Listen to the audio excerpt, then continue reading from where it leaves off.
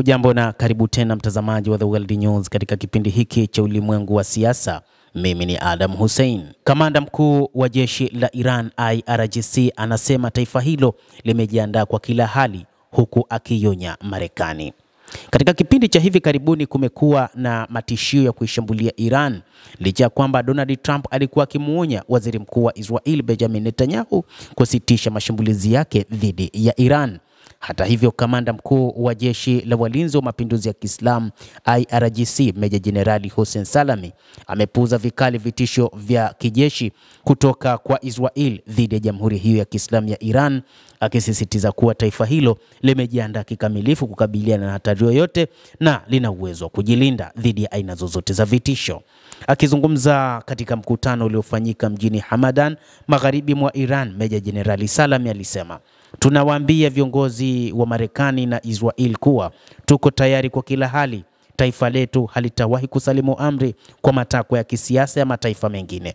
Vidole vyetu vipo tayari kufyatua risasi na tuko tayari kuwashambulia. Wakithubutu kufanya makosa, majibu yetu yatakuwa ya haraka na ya kuumiza kiasi cha kuwafanya wajutie siku hiyo," anasema Bwana Hossein Salami, kamanda mkuu wa kikosi cha walinzi wa mapinduzi ya Kiislamu IRGC. Aidha, amesema katika kukabiliana na maadui ni lazima tuelewe nguvu za kijeshi za adui pamoja na kina cha fikra na nia zao. Vita vya kisaikolojia ni moja ya mbinu zinazotumiwa na Wamarekani na washirika wake kujaribu kupenya katika fikra za kijamii. Kamanda huyo mwandamizi amesisitiza kuwa majeshi ya Iran yako katika kilele cha uwezo wa operesheni na utayari wa kivita. "Tuko kwenye vita kamili. Tunakabiliwa na vita vya kiuchumi, vikwazo, mashinikizo ya kisiasa ya kimataifa, upotoshaji mkubwa wa taarifa, propaganda kali kupitia vyombo vya habari, mashambulizi ya kiutamaduni na vitisho mbalimbali kutoka kwa maadui walioko ndani na nje," Jenerali Salami alisema.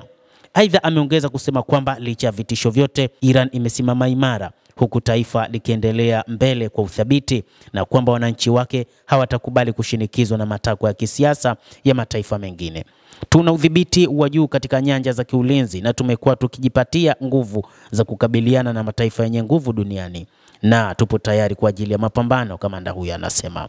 Kamanda huyo IRGC pia amepuuza matamshi ya vitisho kutoka kwa viongozi wa Israeli dhidi ya Iran.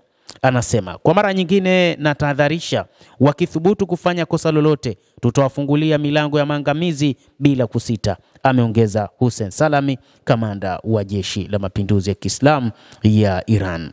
Hata hivyo, katika siku za hivi karibuni kumekuwa na maonyo kutoka kwa rais wa Marekani Bwana Donald Trump dhidi ya Israel kwamba isithubutu kufanya shambulizi katika taifa la Iran.